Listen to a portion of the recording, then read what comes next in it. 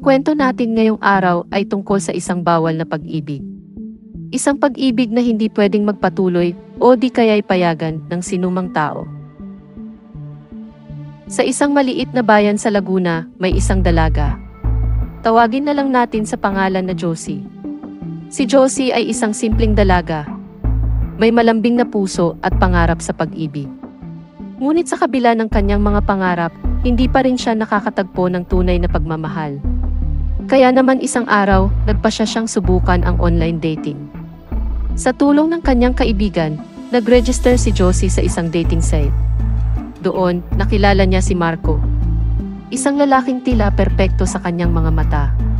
Kaagad silang nagkausap at unti-unti, nahulog si Josie sa pagmamahal kay Marco. Gabi-gabi, nagpapalitan sila ng mga mensahe, nagkukwentuhan tungkol sa kanilang mga pangarap at experience sa buhay. Sa bawat salita ni Marco, pakiramdam ni Josie ay tila siya'y nasa ulap. Isang gabi, matapos ang isang masayang pag-uusap, nagpasya silang magkita sa bahay ni Marco. Sa kaba at excitement, sumang-ayon si Josie. Hindi niya maiwasang hindi ma-excite sa ideya ng personal na pagkikita. Nang dumating ang araw ng kanilang pagkikita, naglakbay si Josie patungo sa bahay ni Marco. Ang kanyang puso ay umaapaw sa kasiyahan at pag-asa para sa future. Ngunit habang papalapit siya sa lugar, may naramdaman siyang kakaibang lungkot at kaba na bumabalot sa kanyang kalooban. Nang makarating siya sa lugar, hindi niya maiwasang mapansin ang malaking bahay na tila matagal nang nasunog. Ang nakakapagtaka pa, wala namang sinabi si Marco tungkol doon. Nag-alala si Josie, ngunit sa kabila nito, tinuloy pa rin niya ang paglalakbay patungo sa bahay. Nagulat siya at nakaramdam ng kilabot at kaba nang makita niya ang labis na pinsala sa bahay. Tila'y natigilan siya at napaisip. Sa gitna ng pag-aalala, nagtungo si Josie sa isang nakatatandang lalaki sa paligid upang magtanong. Kanino po itong bahay? Tanong niya, habang pilit na itinatago ang kanyang kaba.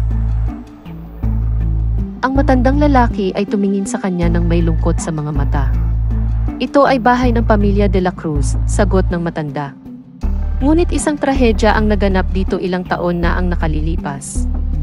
Isang malaking sunog kung saan may namatay na isang tao. Habang pinapakinggan ni Josie ang sinasabi ng matanda, bigla siyang natigilan. Ang takot at kaba ay bumalik sa kanyang puso. Hindi niya maiwasang isipin na ang lalaking kanyang kachat ay maaaring may kinalaman sa trahedya na iyon. Sa gulat at takot, nagtungo siya sa bahay. Sa bawat hakbang na kanyang ginagawa, pakiramdam niya ay mabigat ang kanyang dibdib. Nang makarating siya sa harap ng pintuan, naisip niya, ito ba talaga ang aking kapalaran? Binuksan ni Josie ang pinto at doon ay nakita niya ang mismong lugar kung saan ang lalaking kanyang minamahal ay nasunog at namatay. Lungkot at pangungulila ang bumalot sa paligid.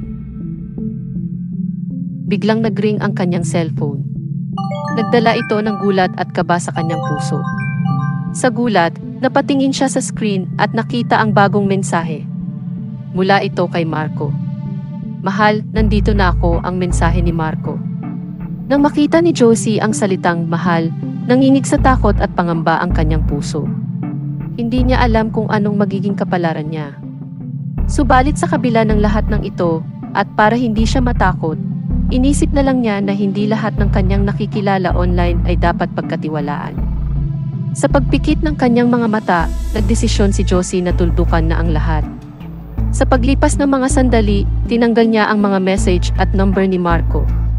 Pilit niyang pinaniwala ang sarili niya na may nagpanggap lang na si Marco. At sa kabila ng pagkawala ng pag-asa, si Josie ay nanatili na may tiwala sa sarili at sa mga araw na dadating. Alam niyang sa bawat katapusan ay may bagong simula na naghihintay.